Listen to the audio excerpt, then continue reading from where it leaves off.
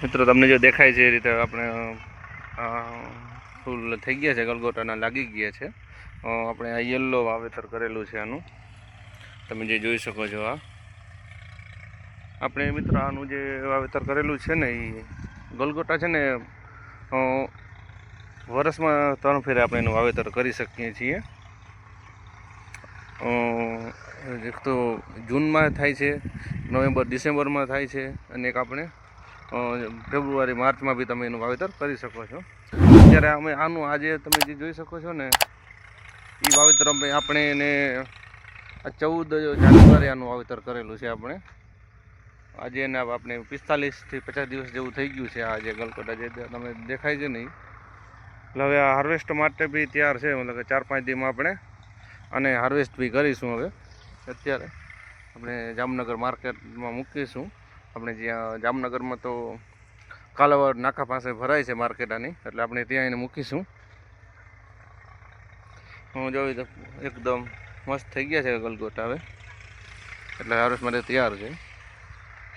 એટલે આપણે આમાં મિત્રો 3 વાવેતર કરેલું હતું. ડ્રેગન ફ્રૂટનું તો આપણું મેન વાવેતર છે જ. તે પછી આપણે એમાં તરબૂચ બી લીધેલા છે, તમે જોઈ શકો છો. હજી તરબૂચ નવેલા, કારણ કે આપણા 4 મહિના થઈ ગયા છે આ તરબૂચને, એટલે ક્યાંક ક્યાંક વહેલા હવે સુકાવા માંડ્યા છે, કેમ કે હવે એનો ટાઈમ પૂરો થઈ ગયો છે એટલા માટે. એટલે જો તમારે બી વાવેતર કરવું હોય ગલગોટાનું તો તમે મિત્રો કરી શકો છો. હવે જોઈએ હવે આનું ઉત્પાદન આપણે કેવો મળે છે, ગલગોટાનો કેવો ભાવ આવે છે બજારમાં, આવે પછી ખબર પડે અત્યારે બજાર ભાવ શું હશે તે બધું. એ આપણે આપણે ગલગોટા પહેલી જ વાર વાવેલા છે, અને પહેલાં ક્યારેય ગલગોટાનું ફાર્મિંગ આપણે કરેલું નથી. જોઈએ હવે શું થાય છે એથી પછી આપણે ખ્યાલ આવે. આપણે અમે મલ્ટિપલ ફાર્મિંગ કરીએ છીએ આમાં, ગલગોટા, તરબૂચ અને ડ્રેગન ફ્રૂટ. કેમ કે એક ફાર્મિંગ કરવાથી એમાં જે ડ્રેગન ફ્રૂટ 12 મહિનામાં એક જ વાર આવે છે, મતલબ કે મેથી આપણે જૂનથી કરીને છે નવેમ્બર સુધી, પછી 5-6 મહિના સુધી આપણે કશી આવક થતી નથી. એટલા માટે આપણે વચ્ચે તરબૂચ અને ગલગોટાનું વાવેતર કરેલું હતું. જ્યાં જ્યાં પાંદડા દેખાતો, મતલબ કે જ્યાં જ્યાં આપણે થાંભલા છે ડ્રેગન ફ્રૂટના પોલ ત્યાં અમે 2 રોપા વાવેલા છે. યલો મેરીગોલ્ડના, જેથી કરીને આપણે વચ્ચે ઇન્કમ મળી શકે. કારણ કે આપણે પછી એક ઉપર ડિપેન્ડ ન રહેવું જોઈએ, અને કદાચ એકનો ભાવ ન આવે તો આપણે બીજા પાકનો ભાવ આવી જાય. એટલા માટે મારી અંદર 1300-1400 રોપા હશે વાવેતર કરેલા ગલગોટાના.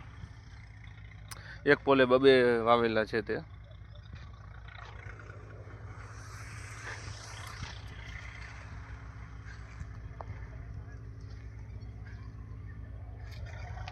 અને સાથે અમે ઓરેન્જ જે આવે એ બી ગલગોટા વાવેલા છે, પણ એ બહુ ઓછા છે.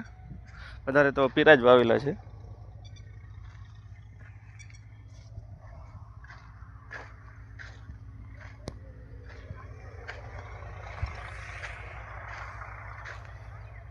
મેરીગોલ્ડ સારા થાય છે, એમ કહે છે કે સારા થાય છે. અત્યારે જોઈએ હવે એક છોડમાં કહે છે કે 3-4 કિલો ઉત્પાદન મળે છે. આપણે જોઈએ કે આમાં કેટલું ઉત્પાદન મળે છે એક છોડ દીઠ.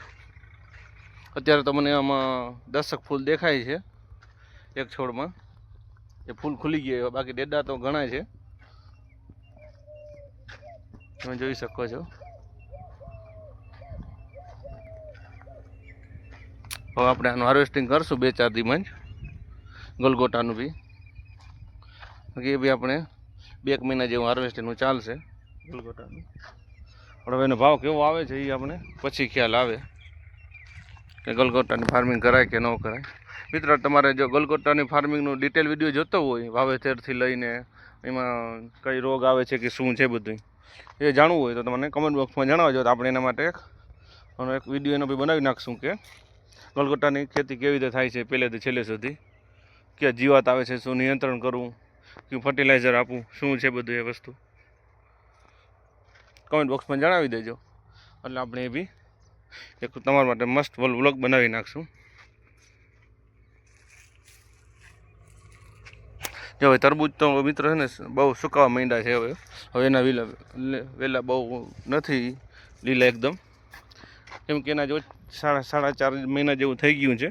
આપણે જે 10મા મહિના જ વાવેતર કરેલું હતું આપણે તરબૂચનું.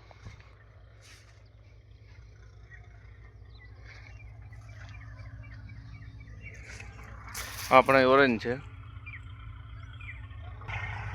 મિત્રો. આપણે આને એકદમ અલગ જો ખેતી કરી હોય નોખી તો ઉગલગોટા સારા થાય છે, પણ આપણે આ બધું સાથે મતલબ મલ્ટી ફાર્મિંગ કરી છે એટલે થોડુંક, કારણ કે બધેનું આપણે જોવા જાય તો ન થાય એટલે થોડુંક ઓછું ઉત્પાદન મળે છે કમ્પેરેલી જ્યારે એક નોખું વાવેતર કરેલું હોય ને એના કરતાં. પણ આપણે નુકસાન ન થાય એટલે આપણે બબે વાવેતર ભેગા કરીએ મલ્ટી ફાર્મિંગમાં, એ ખાસ ધ્યાન રાખવું. અત્યારે જ આપણે ગલગોટા જેવા થઈ જ ગયા છે. હવે આપણે 1-2 દીવાનું હાર્વેસ્ટિંગ કરી લઈશું મિત્રો. તો તમને ગલગોટા કેવા લાગ્યા છે કમેન્ટ બોક્સમાં જણાવજો. હવે આપણે નવો વિડીયો પાછો લાવીશું, ત્યારે મળીશું. ત્યાં સુધી જય જવાન જય કિસાન. અને અમારી ચેનલ પર જો તમે નવા હોય તો અમારી ચેનલને સબસ્ક્રાઈબ કરી લેજો. અમે તમારા માટે આવા જ નવા વિડીયો લાવતા રહીશું.